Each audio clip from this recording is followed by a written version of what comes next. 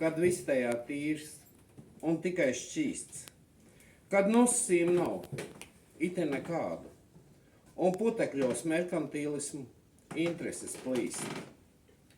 Par debesu mīlestību runāsim šodien, kā tikai dievi un eņģeļi mīl, ko nesaprast egoismā cilvēku prātam, ka mīlestībā viss ir tikai tīrs.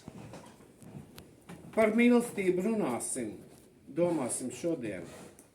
Vai iemīlējies cilvēks arī ir tīrs, vai greizsirdības egoisma un vēlmi sajaukums mīlēt neļauj, kā Dievu mīl.